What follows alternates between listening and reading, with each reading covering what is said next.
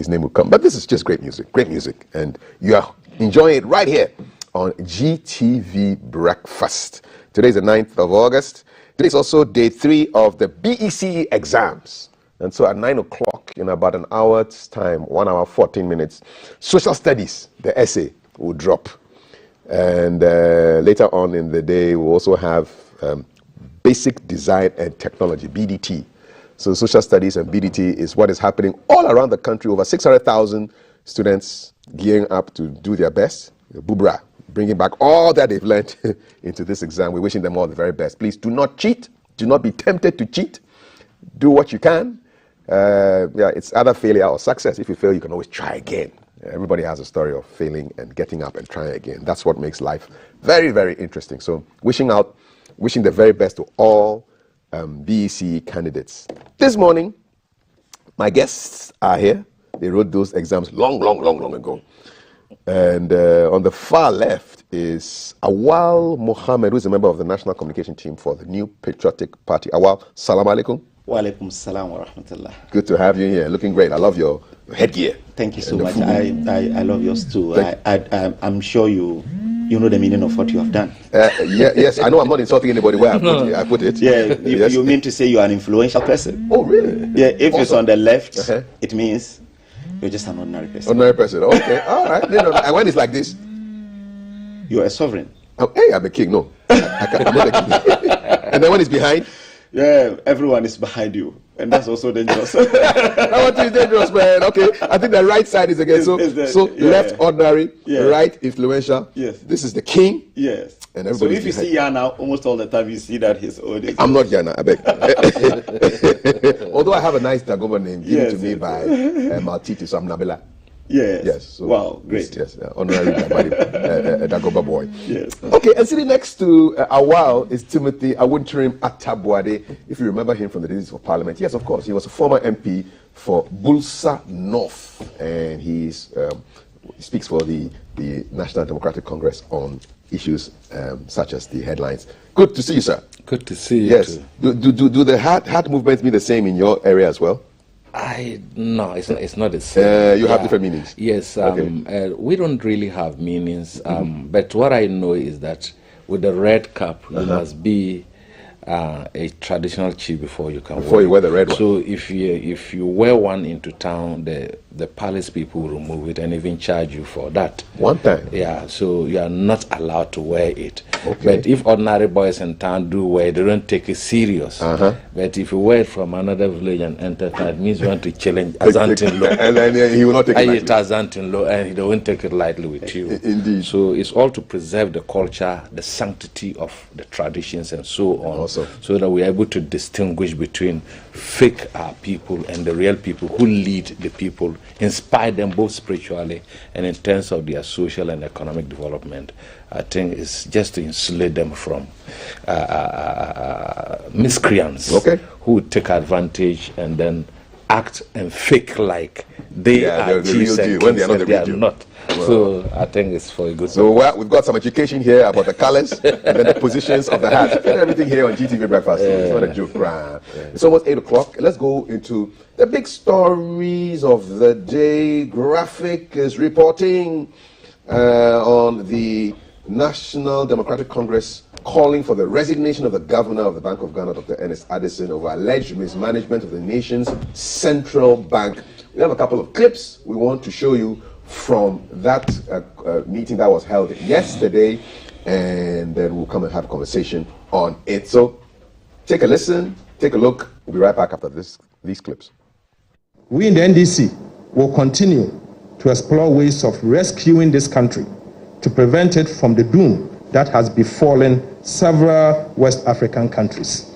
Let me assure you that very soon Ghanaians will be made to pay for Bank of Ghana recapitalization levy, a tax to recapitalize the Bank of Ghana. So as we speak, because the central bank has collapsed virtually. It is, however, our position that we have so recklessly, the government of Ghana has so recklessly mismanaged the central bank and brought it to its knees and cannot remain at the helm of affairs of the bank without being held accountable. The march to ensure accountability will begin in 21 days if the governor of the Bank of Ghana does not do the needful and pack bag and baggages out of that sacred institution that he has unfortunately mismanaged. Dr. Ernest Addison and his deputies must go. Let us get a new governor and let that governor come in and learn that the predecessor was pushed out for ABCD, so he will not go there. He has depleted Ghana's reserve to about 1 week of import cover. The finance minister informed us that even with the IMF money, additional drawdown from the IMF, by the end of the year, Ghana's net international reserve will be about 3 weeks. 3 weeks. Is this the governor we want to keep in office? Timothy, is the NDC politicizing what's going on at the Bank of Ghana? Yeah, let me say good morning to you, good morning to our world and to our viewers. If indeed we are politicizing what is going on at the Bank of Ghana as a result of the bankruptcy of the Bank of Ghana for the first time in 50 years, then I think that politicization is right. If we are politicizing it when the facts show that we are in bankruptcy, the Bank of Ghana for the past 50 years has run aground, and they've done frivolous expenditures, then the politicization of it is good for the people of this country, because the Bank of Ghana is responsible to the people of this country through Parliament. Even though they are independent or autonomous, but they are responsible to the sovereign people of this country. So, and the NDC is part of the sovereign people of this country, and so we would hold them to the fire of criticization and bringing the wrong to bear. We are in this country when the Bank of Ghana is a regulator of the commercial bank and other financial institutions out there. They promised they were going to use 9 billion Ghana cedis to restructure, write the bank's debts off, and so we ended up of 25 billion.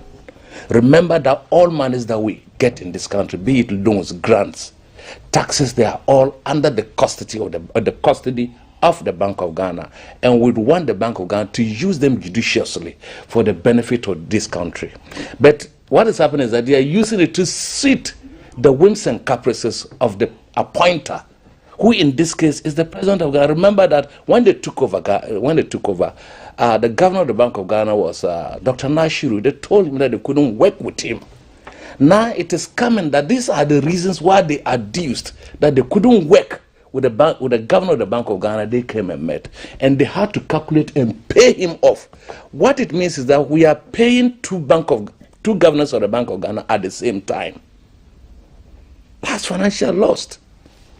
Today, as we sit, the Bank of Ghana, through printing of over 80 billion, have incurred 60.8 billion insolvency.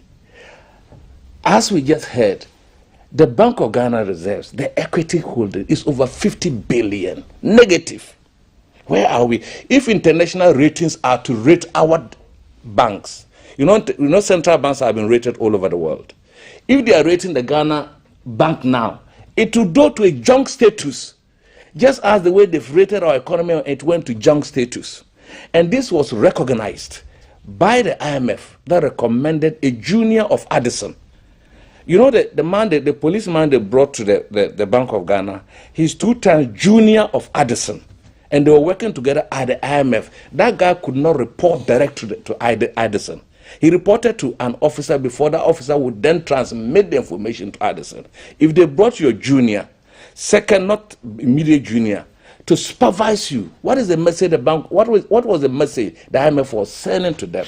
The IMF also recommended a revision of the Bank of Ghana Act to make it much more independent, to insulate it from interventions. There were parliamentary acts that established the Bank of Ghana that says that, look, if at the end of the day, the Bank of Ghana needs to give money, be it overdraft or lending to the central bank, it should not exceed 5% of the total revenue of a year preceding. If that is the case and you wanted to exceed, what do? The law also says that you go back to Parliament, because Parliament represents the people.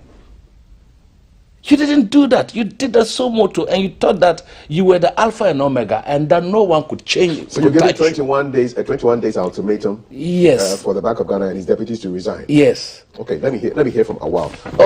I've not finished my. I know. There will be a second. There will be a second bite. Yeah, but let me conclude on this note. No, you for now. Yes. Yeah.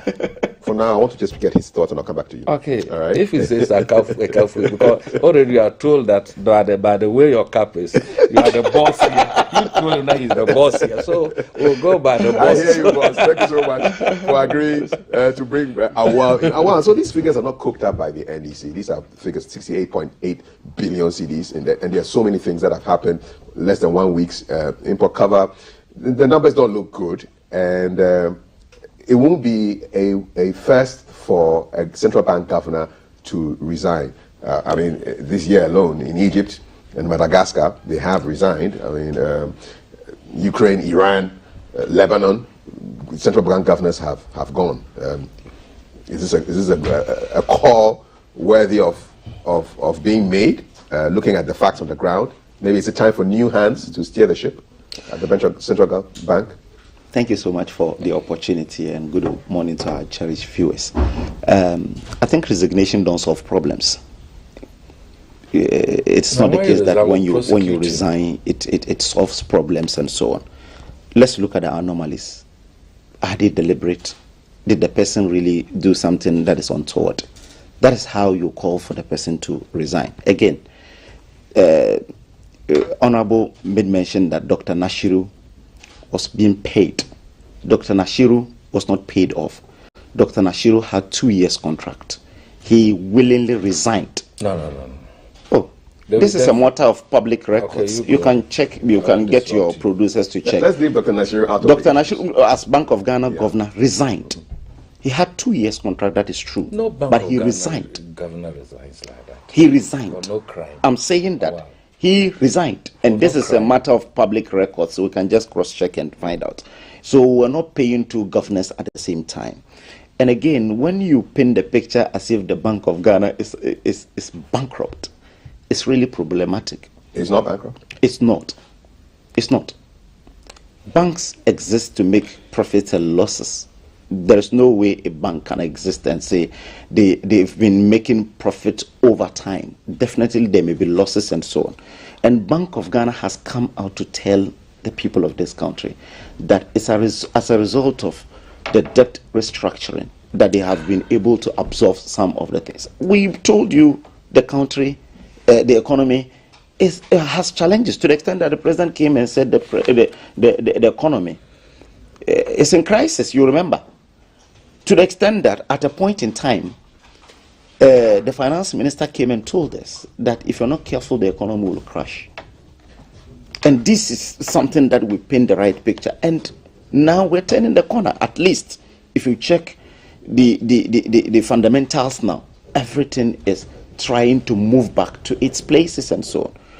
Bank of Ghana did not do anything illegal by printing monies to support government, because the Section 30 of the Bank of Ghana Act clearly stipulates that they can print money to support the government. And in terms of crisis, they can still print more. And we were in crisis because as of December 2022, we had inflation moving to 54.7%. We had interest rate moving up because policy rate was being reviewed upwards and so on. So at that point in time, we couldn't also go to the market to borrow. So definitely we had to resort to Bank of Ghana to print it. Bank of Ghana is an independent institution set up by law, and they are discharging their mandates dutifully. So Bank of Ghana moving into negative equity doesn't mean that it has collapsed.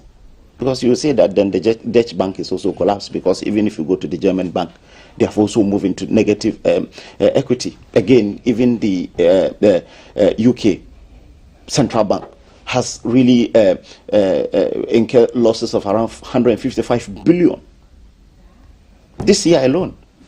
So we're not really in isolation. Czech Bank and some few other banks and so on. That doesn't mean that because they have negative equity so that the bank is collapsed. The economy is at least bouncing back because inflation moved from 54.7, today it's 42%. We have relative stability with the Ghana cedi. And it tells you that indeed some work is being done. The monetary policy by Bank of Ghana, which is their core responsibility, they are up the game because if you check between January to today, the cedi has only depreciated about 22%. 20% in only January. But between February and today, it's about 1.8%. It's 30%. It's 1.8% between that time and today. And when you check, Bloomberg has done a report. They said they checked 152 currencies across the world. And the Ghana cedi between January and today is a world beater. These are the words they use. January to when? Between January and today, and July. They said it is a world beater because it has experienced some relative stability. So definitely Bank of Ghana, if it is a bankrupt an institution, they wouldn't be able to really hold on this monetary policy to the extent that the cedi has at least appreciated and has experienced some relative stability within this period. So yes, let's leave the technical people to explain these things, especially the Bank of Ghana, because the Bank of Ghana has brought in reasons why they think that they have gotten to where they have gotten to.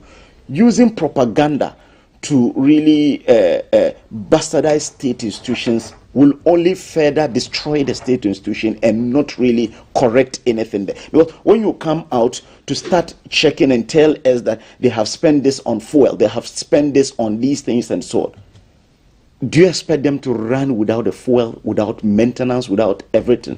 Check your own personal finances. I have an app that I used to track. I started it only 2 months ago to track my expenses and so on. On fuel alone, it was closer to what I take at the end of the month.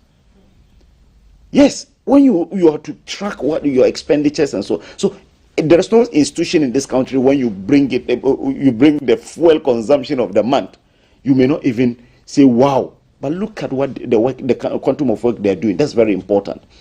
So using propaganda to bastardize state institutions don't make them work.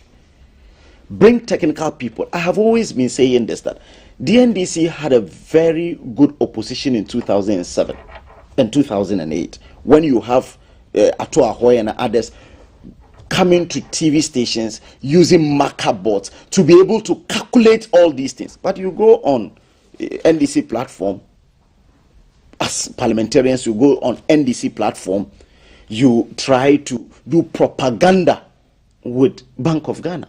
It doesn't solve the problem. Tell us the details. You can call Bank of Ghana to give you the details of all the transactions, and they will do that. But you just go to NDC platform just to bastardize, to really court some public sympathy, then push the institution against the people of this country. It doesn't solve any problem. Just a quick comment on this to wrap this up, and we talk about something else. He's telling us that the bank got to where it got to because of the DD, the domestic exchange program that we went into. These were I said the 60 billion. The 60 they explained, billion. yes. Look, the law that the act that established it says that if you are going beyond 5%, go back to Parliament for approval. The law still mention emergency purposes too. In emergency, you can still print and go and go to bank. We were not in an emergency. We were. When the president will have to tell that the economy was in crisis. Can you tame? Because you have the spirit of taming, very troublesome. Look, so you come through. Yes. Look, Awal should spare us this remix of a story. We know the figures. We know everything. You have printed over 80 billion. When you remember initially when the issue came up and it was raised by Tuforsen, the Bank of Ghana denied vehemently and threatened mayhem. You remember very well. Now you have accepted until the IMF and the World Bank came in, these figures, we are privy to them. Why did the IMF bring an expert to your Bank of Ghana, and Nicole brought one to the finance ministry because of these figures that they saw? Your what do you call it? Your bank is now junk. Let me tell you something. Talking about the stability of the CD, you are aware that we have suspended the payment on interest and principal, and we pay this through what? Through the dollar. We don't pay it in cedis, and as a result, we've defaulted in paying our Eurobonds, our foreign banks. China, India, UK, France, Germany, Saudi Arabia, and bilateral partners. So we are not paying, we are not fulfilling our obligation. That has made the city relatively stable. And you know what, Kafui? You know, it is not that the debt has been written off. We are going to pay some years back. We are accumulating this to pay some years back when it is due. Hey, my brother, you are telling us propaganda. You think that a Bank of Ghana that spends foreign and domestic travels 97.4 million Ghana cedis propaganda. We're getting these numbers from. This in the report, the financial report, you all have it. He has it too.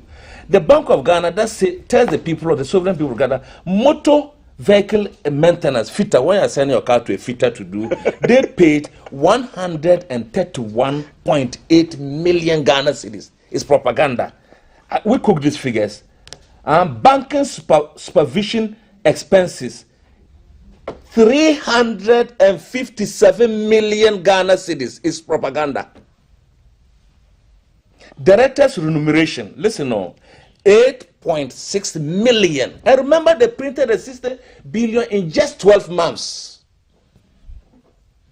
Now listen, communication experts. So you took some of the money you are talking here, Kafui.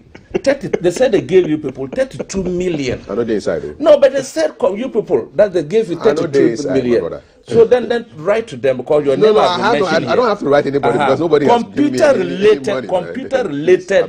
Computer, a big typewriter. You know a typewriter.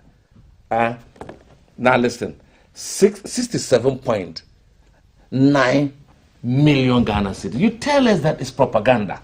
In any case, look, you are spending so much. This is the first time the Bank of Ghana has spent so much in doing some of these things that are not worth to be talking about. You come here to justify when they themselves have come on and they themselves went ahead, carefully listen, and wrote off 48 million without recourse to the people of Ghana. It's our taxes.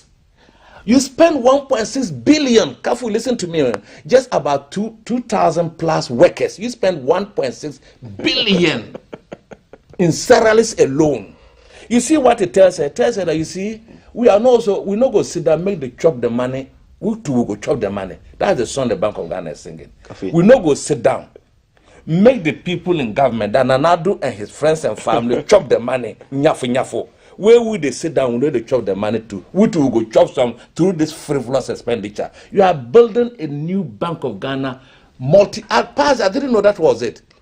$250 million. What was the tender that went in? Procurement and so on. CDs or dollars? It can't be dollars. It's dollars. It's dollars. But 250 million cannot build that edifice. It can't. What is wrong with your big building at the central market? There's nothing wrong with it. In fact, you don't need more than the people who are there to work at the Bank of Ghana. Like my brother said, it's just their main job is the monetary policy. And you sit down and you are building at this time that even government has suspended some infrastructural development. You are building this, and I learned this. The building is going on at the speed of lightning. It's the fastest building in Ghana here today. Called 250 million cedis has been pumped into it, and they'll be chop at $250 million. And you do this and send the country back. We now have to look for money for what we have incurred frivolously. Look at the Pokwasi interchange. You know how much it cost? $94 million. The Pokwasi interchange, that edifice, cost the people of Ghana $94 million. If they had pumped the 60.8 billion Ghana cedis into this type of Pokwasi interchanges dotted across this country, you know how many we have gotten? 53 of them. What's your final point on this before I get here? My final point on this is that the people at the Bank of Ghana must resign and face prosecution because they violated the law. He's talking about England. England Bank incurred the law within the confines of the law that set them up. They didn't break the law. Our people broke the law. All right. This Timothy. the local you think the sovereign So you're people of calling the for a British. you're calling for a resignation of the We Prime think the sovereign people of Britain and and Parliament will allow the Bank of England. Do you know the quantum of the ambience of the Bank of England? Our people broke the law. Those in where you are mentioning, is it where was the bank apart from Czech, England? Germany, Australia. They acted within the law that established them. Even our law creates that you must. How did they incur losses? Point well made. How did they incur They losses? in the name of the people A of this diligent opposition will tell you that they spent 1.6 billion on travels. They are supposed to spend this amount of money. They are lazy. Atuforsin and his people are very lazy. We've seen because you see, when you tell us, issue. Bank of Ghana, let's have one person. Bank of Ghana is supposed to move all the monies across the country. Look at this. All the 16 regions. They move our monies to the banks and so on. They do it. You see them. They do it with military and so on. So how will you cause the military fly to pick money to send them? So that's, I beg you. So helicopter, helicopter. Mr. Tabo, so that's supposed to be the person who is criticizing to tell us that Bank of Ghana took this amount of monies. They drove these cars, which they are supposed to drive it with maybe 10,000 cedis. They've drove it with 1.6 million. That will give you some credibility for Ghanaians to know that indeed you are telling us the truth. But when you come and you are banding figures, not from us. These are figures from Bank of Ghana. They are from Bank of Ghana. It is justifiable because they are telling you that there is a breakdown to it. They and they can give you the breakdown. Now, nobody said he's sorry. There is no one from Bank of Ghana who said he's sorry. No. When they said they were not going to go back to that place again, so they are sorry. So what I'm saying is that a diligent opposition will come and look at the amount of money that's supposed to be spent on salaries. So you mean to say that they shouldn't pay salaries? Is that what I said? You mentioned that they have blown billion. So how much are they supposed to pay? Okay, so how much are they supposed to pay? How much are they supposed to pay as salaries? Didn't Addison take over? This is something that you are supposed to do as an opposition party. All so right. as an opposition party, you sit down to bandy figures. That's why I'm telling you that if you go to even the institution I work in, I work with the Youth Employment Agency. My brother. Go and check the amount of money we pay our workers at the end of the month. So your point at the end of all of this is, and I want to move elsewhere. My point is that when you want to criticize an institution, a state institution, do it justly. Go and make your enquiries and know the reason they have done this. And if they have blown out of proportion, then you come and tell us that they're supposed to spend this amount of money, but they have not spent this amount of. They have spent over that amount of money. Okay, then people will believe you and know that you're telling them the truth. Thank you for the advice. Last question. No, you're out of line right now. Is the Bank of Ghana doing well?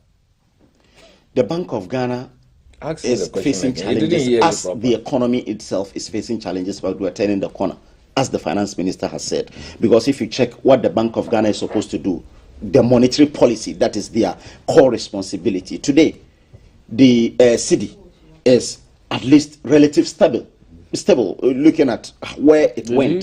In December, the cedi was around 16. It was around 16 cedis per dollar. Did you hear what Today I told you? it is around 11. In December it was 54.7 for the inflation, which is also their core responsibility. Today inflation is 42%. So Bank of Ghana is really trying to turn the corner. At least they face some challenges which every sector of the economy, including GBC, face challenges, especially within the COVID period. So definitely we are really resuscitating the economy. We're trying to make sure that at least it moves back to places. So definitely Bank of Ghana is not as healthy as you and I will want to see it. All right. But at least there is light at the end of when the this country, contractors have not been paid. We are done with this topic. Food suppliers have not been paid. Yes. And 32 million Ghana have been given to you, Kafu, and your friends.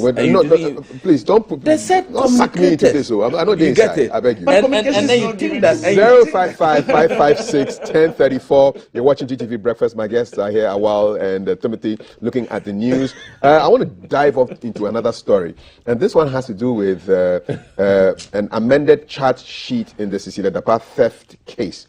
So the case involving 7 accused persons who are in court for stealing and or illegally receiving monies, allegedly stolen monies from the Abelemkpe residence of the former Minister for Sanitation and Water Resources, was called yesterday, August 8th, an amended charge sheet was presented to the court with an update on the properties retrieved from the two main accused, whilst 3 other people were introduced on the accused list and 1 person discharged. According to police investigators, 4 additional houses said to have been bought from the stolen funds have been discovered, and as well as 2 new Honda Acura vehicles, estimating the cost at over 600,000 Ghana cedis. The latest revelations are to the already existing houses and properties said to have been found at Amrahia and others in Tamale. The accused list is now as follows: Patience Butchie, 18, hairdresser; Sarah AJ, 30, unemployed; Benjamin Sowa, 29, plumber; Malik Dauda, 34, unemployed; Christiana Achab, trader; Job Pomari, a mechanic; and Yahya Sumaila, an excavator operator. They've all been slapped with 14 counts. The latest counts comprise a count of conspiracy, 5 counts of stealing, 8 counts of dishonestly receiving money. They are said to have stolen $1 million, 300,000 euros, and other properties, including Kente and others. Sarah J. and Christiana Chab are said to be nursing mothers, and they were each granted 1 million cedis bail to be justified by 3 sureties. The sureties are to also deposit their Ghana cards with the registrar of the court and not travel outside of the jurisdiction. The rest have been remanded into lawful custody. So the nursing mothers are out, but the others have been put behind bars as far as lawful custody is concerned. What are your thoughts on this? You see, the charge sheet has been amended now. There's more stuff that has been stolen. How many amendments have been done to the charge sheet? Is Cecilia Dapao telling us that she didn't know the quantum of money in her custody and the number of items that have been stolen from her, that the charge sheet keep going through amendments, and I know they will amend it again before the end of the day? Are they trying to forcefully jail these people who have allegedly been accused of stealing from her? In any case, what has been her own? I know that she's a graduate, she has done so many courses, is internationally exposed and so on, and she couldn't give one accurate statement to the police. You have amended it about 3 times just because you want to make the issues look murky, and all the time if you go and sit down and sleep, something will create you. I didn't add this, let me go and add this, let me go and add this. It begs the credibility of your case. Your case itself is in tatters. And anybody, we are not lawyers, but listening to this kind of concocted stories, this kind of issues that is now becoming so embarrassing to the world, that a minister of state has snatched away this amount of money, it has been stolen by the house help. You see, we leave the MPP people to their house helps.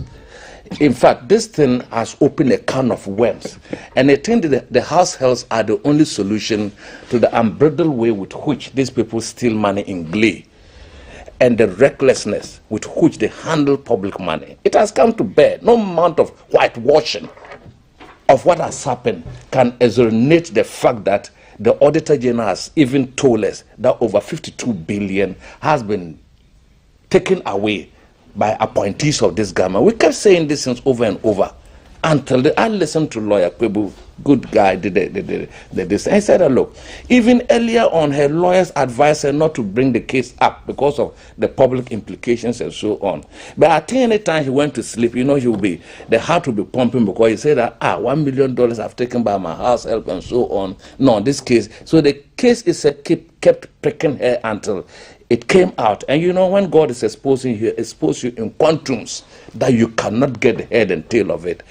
You see, the larger issue of this is that it has brought all of us as politicians into public scrutiny. Not only Cecilia, but we are hearing of other people who are carrying monies in polytanks.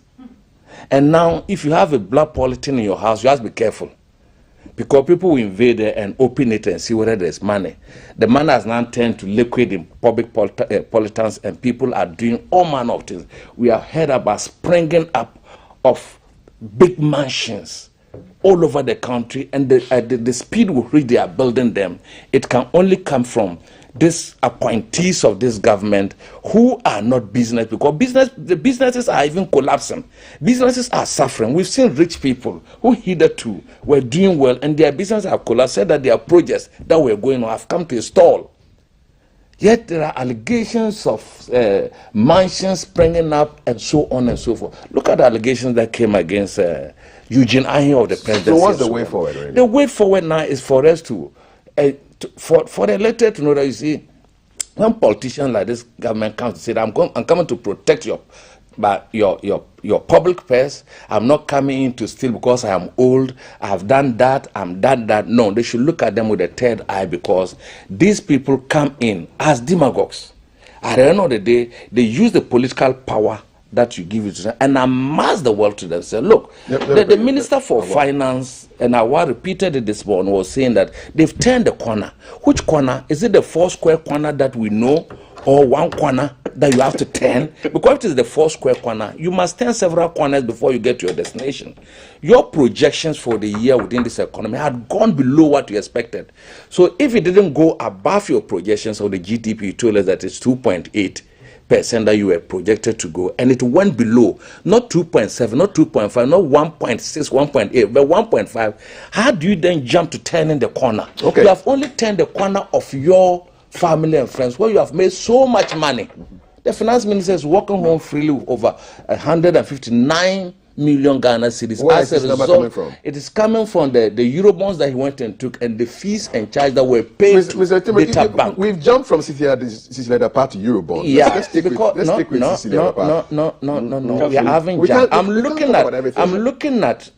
at the clandestine way with which they make money in government. And your point has been made. And my point, so it isn't that I've jumped. I'm only lining them that, look, these are people, when they come knocking at your door, asking for power, know that these are the people who come like the midnight thief to steal you under the cover of darkness. Thank you very much, Timothy. Oh, wow. So with this Cecilia Dapa case, where the charge sheet keeps getting amended multiple times, I mean, has she given you a headache? I mean, when I say you, your MPP communicators, how do you defend this? Thank you so much. I think before I get to that, he mentioned some few things that I will want to do rebuttal on. Because he said we have reviewed the economy from 2.4, GDP from 2.8 to 1.5. We're doing fiscal adjustment. We mentioned that this year we're not going to spend much. And when you check 4.7 billion on goods and services. When you check between January and today, 5.5 at least the amount of money we expect to spend was around 90 billion. We spent only 60 billion, a shortfall of around 20 billion.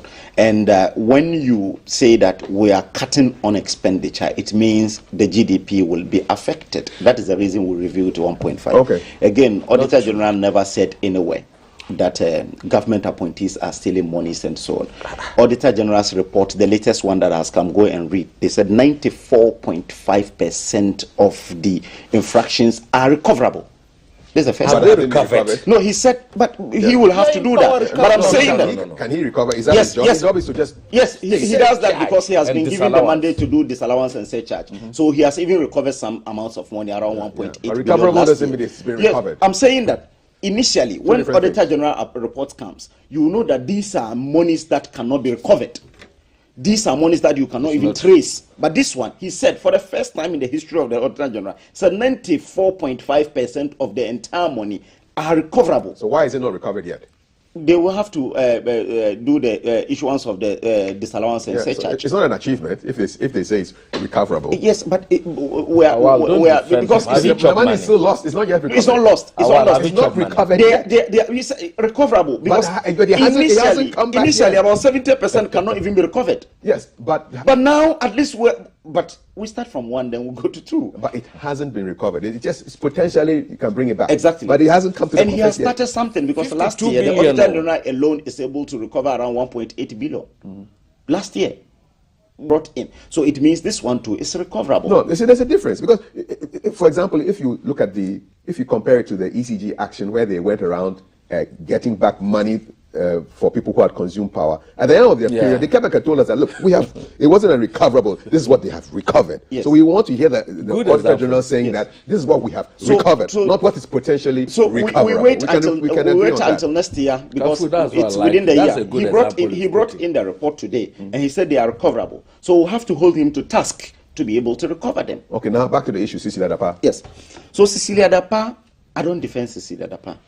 And the party... It's hard to defend, eh? Yes, no, the party and the government has not really taken any decision. What's the party's position on Cecilia Dapa? Since you speak for the party. No, our decision is that the court must work. we should leave the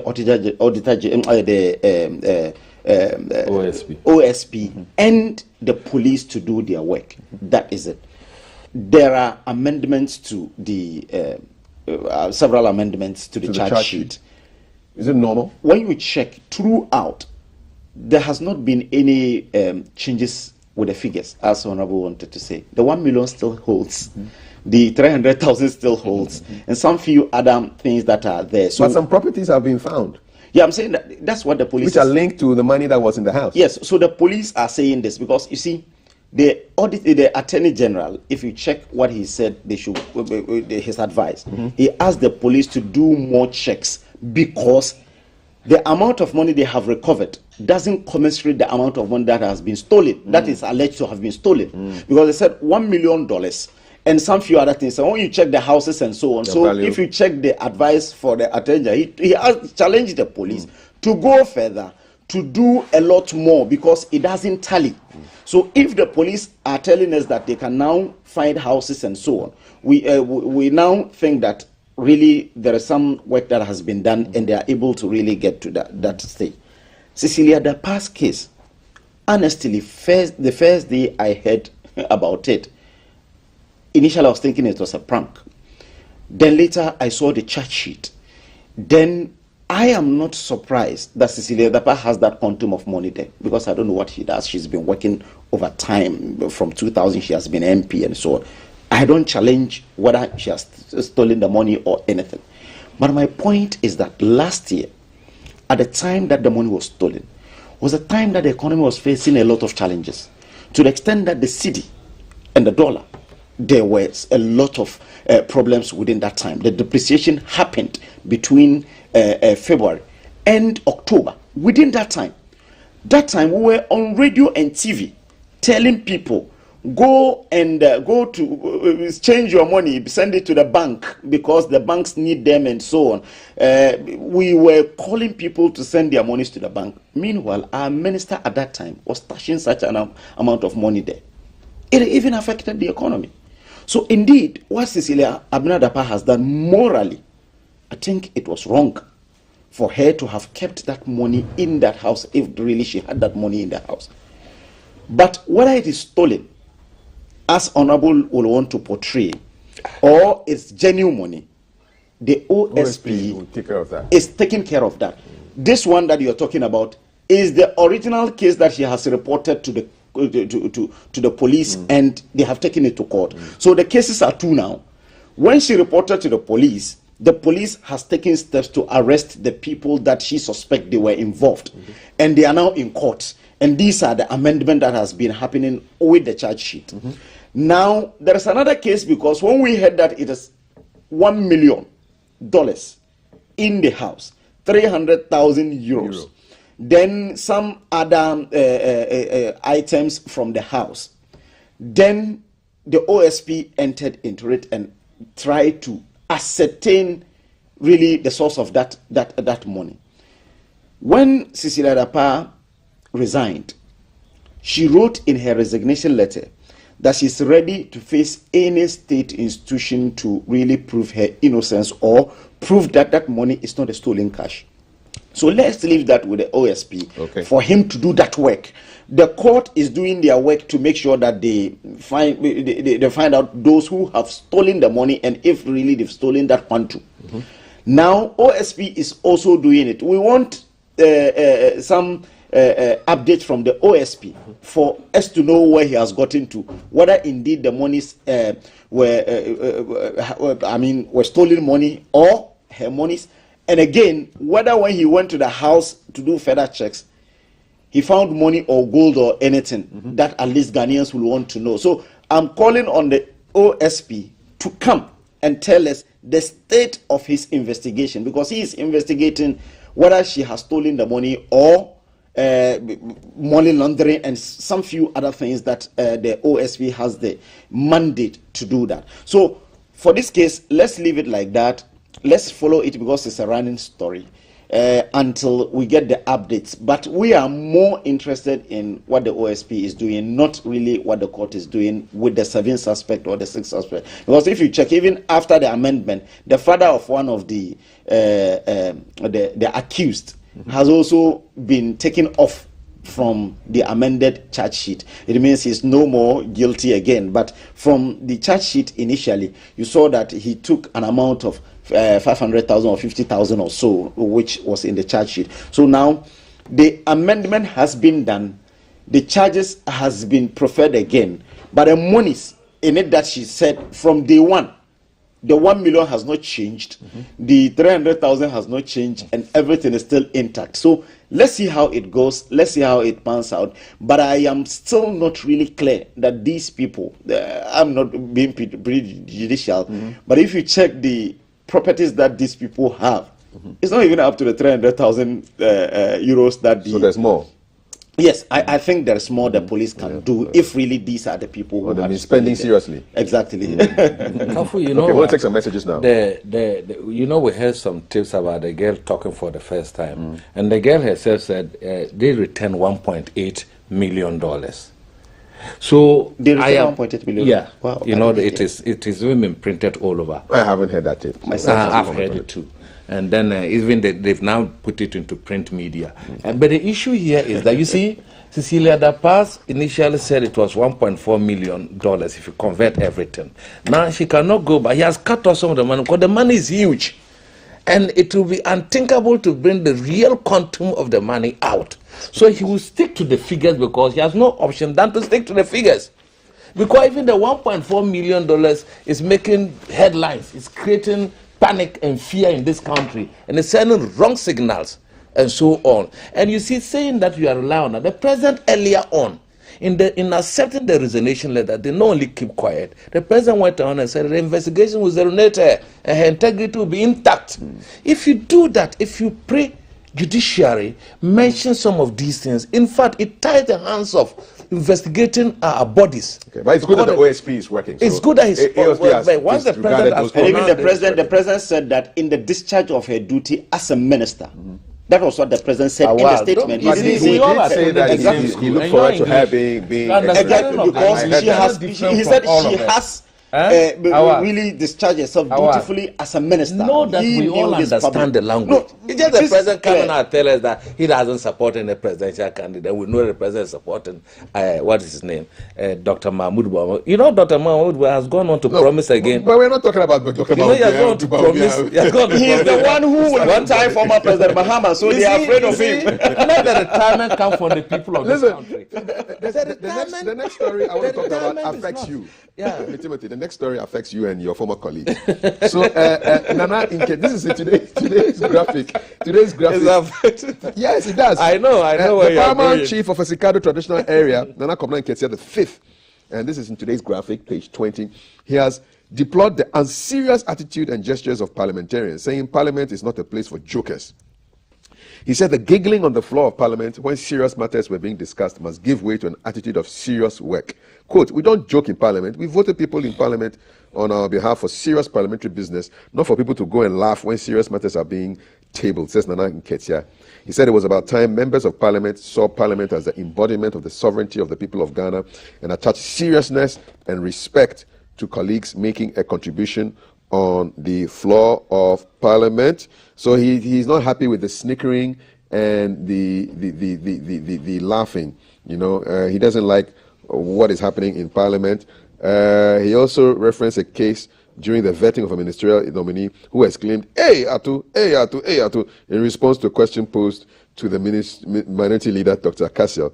And he says, I asked myself if Parliament has been turned into a marketplace, or if the MPs think they are standing in a market. Parliament is a serious place. He is not happy with the way things are going on there. I also saw a quote where he was wondering why, when we are in serious problems, loans are being approved, even at this time of our country's life. And so he's basically not happy with the way some of your former colleagues behave in Parliament. He thinks that they should be a bit more serious. You see, that is his views, and Yes, yeah. I cannot. He's a citizen of Ghana. He's a leader, and for that matter, his people voted for us to be there. The Constitution clearly states how members of Parliament should do their work, and clearly it's also our standing orders tells us how we should conduct ourselves in the plenary, what we do. Even it goes beyond that, how we carry ourselves in the view of the general public and the world is also a matter. But you see, interestingly, there's always the saying that all work and no play makes Jack what? A dull boy. Yeah. So if they are giggling and joking, does not mean that they are not oblivious of their responsibilities to the people of this country, and for that matter to the constitution of this country. Sometimes the jokes do come in naturally, they flow in naturally because of our everyday interactive behavior with each other. That does not mean that the major issues, in fact, Parliament has become a place that we've used to unearthing corruption. Look at how we carry ourselves during vetings and so on. I agree with him. Look at how the Public Accounts Committee take on people and efforts are put in to be done. You see, I think it should go. We have three major institutions under the Constitution: the executive, the judiciary and Parliament. And you people who are given the 32 million, that's the media is the fourth estate of the realm. We know that, even though you have taken out 32 million, we can't say anything. But be that as it may, what the issues are that the Nana Nketia should also see at the presidency what is going there is also an arm of government. We have a president saying that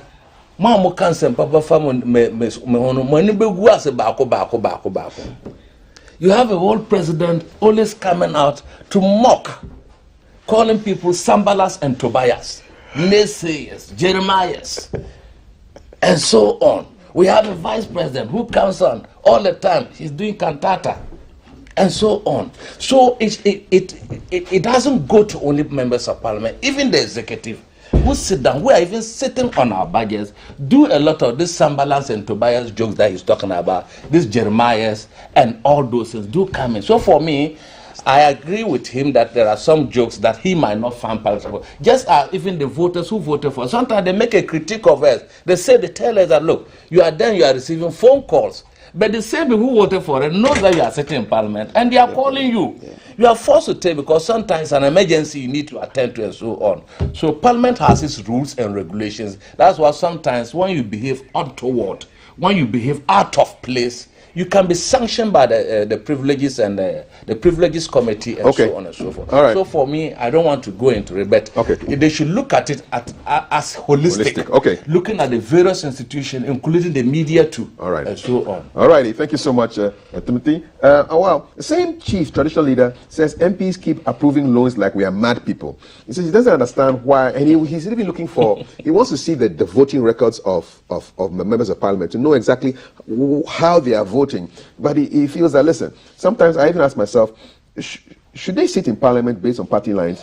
One is Papa Uson Kumar, the other is Joe Garte. We're in debt. I would like to see their voting records. How many of these loans did they vote for, and why did they vote for it? Has anyone told us what the Parliament is doing about it? We are in debt, and anytime they bring the loans, MPs vote and accept it as if we are mad people in this country. He's not really happy, this chief, with the way Parliament is conducting affairs. You support him? I think Nana Kwabena Nketia also expressed his views, and I side with Honorable. That as we sit on this platform, this is a serious platform, but at a point in time we'll have to laugh, we'll have to giggle, we'll have to do all these things to make sure that at least the viewer also will carry him along. Don't laugh at a funeral though. Yeah, but I understand. That's why I'm saying that this is a state institution where you have people from diverse backgrounds. You have people who knew people and they call them, they are their friends and so on, and you do all these things. So in the debate in Parliament, you can have everything. Parliament shouldn't be very rigid that when you go there, everyone keeps straight face and you just be talking and so on. Even the media that covers Parliament will not even be happy. At least when you check even the UK Parliament, Some even at a point in time they even fight and so on, and it makes it very lively. And We so should follow everything they are No, doing. I'm not saying that, but I'm saying but we don't even fight here. We don't throw fists and Oh, so you on. threw chairs. You were throwing chairs in 2021. That was a novelty because eating ballots. that was a Who novelty. has eaten ballots in the world? It was not even bylaws, it was COVID bylaws. Yes. You know, COVID was still there. That was a And he novelty swallowed because it them. has really never happened. I believe that I was thinking, because on the same platform, Bagbin was there. All right. And Bagbin was trying to say that he disagreed with the fact that chiefs cannot really run for elections. All right. I was thinking that the chief, who is also an agent of development, can say that, well, as a chief for maybe a Sekado traditional area, I can also run as a parliamentarian so that I get to parliament, as he said. All right. Bagbin mentioned it yesterday Okay. at the same platform. So I believe that parliament do not really pass laws like that. They debate it, and if it had followed over time, now they even have Facebook page that they stream almost all their debates. Every single loan that went through parliament was debated before it was approved. Okay. Well, thank you so much, Timothy. Thank you. Welcome, Thelma. Hello. Who has Kat. messages for us? Bibri. Bibri, plenty messages on our WhatsApp number 0555561034. Thank you for sending them to us, but these are the thoughts of those who are sending them and not the thoughts of any of us here at GBC. First one on my screen. Good morning, my brother. Kafu, it is time we get serious in this country. In my humble opinion, the sacking of the governor of the Bank of Ghana is long overdue. The governor is doing more harm than good to this country.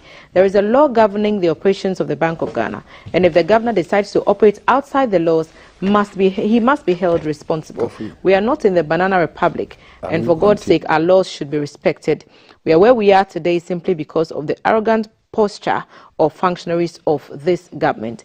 They will not simply listen to good counseling, I guess. No, counseling. God have mercy. Stigmatization on payment of allowances. Well, not quite sure where you're heading with that. Good morning, Kafui. All of you should join the NDC in calling for the resignation of the governor of the Bank of Ghana to save this country from total collapse.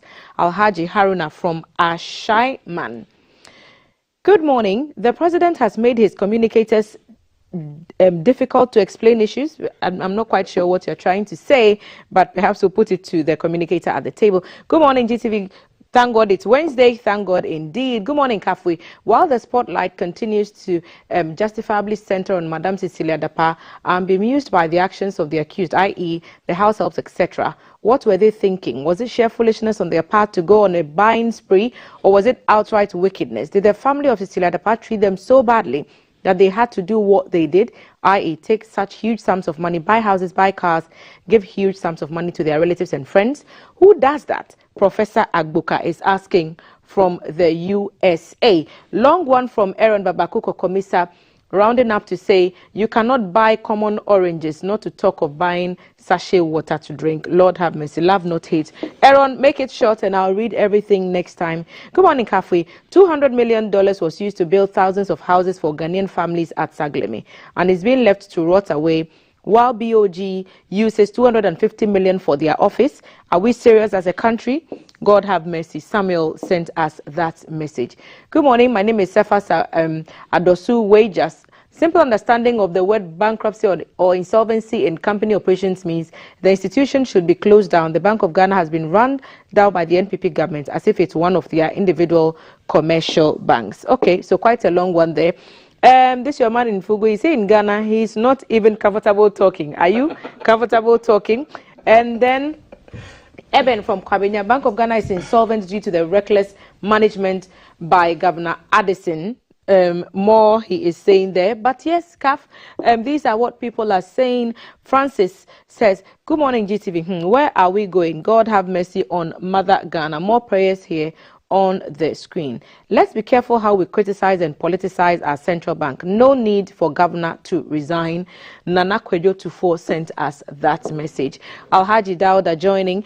Ghana's current inflation rate is 42%, says the Bank of Ghana. My question to your two panel is, if I appoint each of them as governors of the Bank of Ghana, can they reduce the rate? Alhaji Dauda is sending this from Medina Estates. I'll hand it over back to you. All right, Thelma, thank you so much. Gentlemen, we've come to the end of our conversation. Just quick headlines. Ongoing BEC issues. WAEC has picked up 7 teachers for exam malpractice. So that's one issue there. And the head teacher who squandered BEC registration fees has been ordered to return the money. I'm just thinking about the children, though. Yeah. They didn't register for the exam, so which is not their fault. Which is not their fault. So the government, GS, and WAEC should do something. No, yes. You see, the thing is that government has even paid the registration fees. Why did he even charge them money in the first place? Yeah.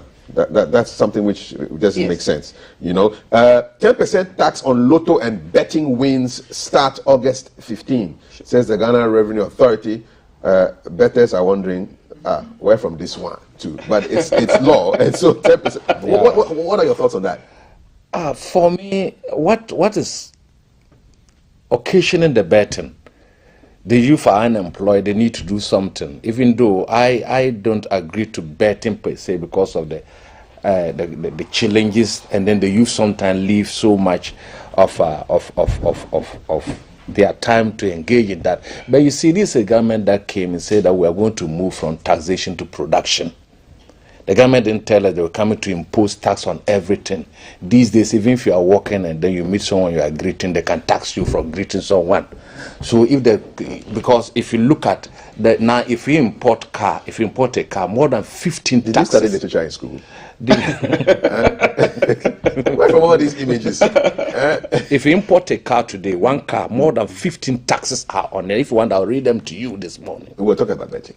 No, I'm coming to we taxation. Have not introduced any new tax in the ports. No. Allow me. You're setting your own question, though. You studied for rabbit and then tree came. No. And now you've I am gone from rabbit saying to that tree. because You're talking about betting I'm saying now. that they are going to tax them. Okay. Whatever is money the government is going to earn, is going to take from those who are betting. And the betting institutions and so on. So it is taxation. So behind it. All right. Okay. So what I'm saying is that the government that has moved from production that he told us into taxation must be watched carefully coming 2024. However, from 2017 up to today, we have not increased, or we have not introduced up to 5 taxes. From 2017 COVID tax, sanitation. We have only abolished 17 nuisance taxes. It's not true. And even if you check the betting one, it was an amendment to an already existing law in Parliament that has brought it. And they are supposed to, because the betting is gaining grounds in this country. You go to every corner, people are doing betting. Because they don't have definitely work. One of the aims of taxes is to be a disincentive to some people. You said the youth are indulging it. When you tax their earnings and so on, sometimes when they see it's a disincentive, they will not even engage in it. So I am for it. I believe that we should get all that we can do to make sure that we get a lot of resources to be able to really do all the things that we have asked, we've told the people of this country will do. But lastly, Kafui, if you indulge 30 seconds. I completed University of Education, Winneba, where I served as a SRC president at my time. I'm going back there on Saturday. TESCON is having a program there, and it's a public lecture, and I am a guest speaker there, energizing the youth towards 2024 elections. Is that your topic? Yes, that's the topic. All right. So Saturday at Jos Force Anamoa auditorium. That is where the program is coming off. All right, thank you. Timothy, are you also speaking somewhere? No, he hasn't invited me. So no, but do you have anything that you're doing this weekend? This weekend I'll be doing other things to make sure that they lose power counting. Timothy Atabwadi, I wouldn't dream at all. He's a former member of Parliament for Bulsa North, and Awal Mohammed is a member of the NPP's communication team. Timothy, of course, speaks for the NDC. Thank you so much. Happy birthday to you, Ishmael. Today's your birthday. One of our producers here. Happy birthday to you. All the very best. And let me also tell you about Blurred Lines. It's a new show centered around 4 friends, Max, Joe, Rachel, and Chantal, whose lives are connected right from infancy. However, things get out of hand when Chantal feels betrayed and victimized by her cheating boyfriend, Max, and her supposed ex-friend, Rachel. Not totally convinced if Max is really over Rachel and desperate to find answers, Chantal devises a plan and drives a wedge between Rachel and her boyfriend, Joe. This pushes Rachel right into the hands of Max, confirming the very suspicions that she's had all along. With her nerves already on edge, Chantal must confront both her demons, both real and imagined, as she struggles to keep a grip on her sanity and her relationship. Bloodlines, you want to look forward to it. It's coming to a screen near you. Bloodlines, all right? Okay, so we've got conversations on mining, and Malcolm Nuna also will be here with us. Your messages on 055-556-1034. Hashtag GTV Breakfast across all platforms. It's 8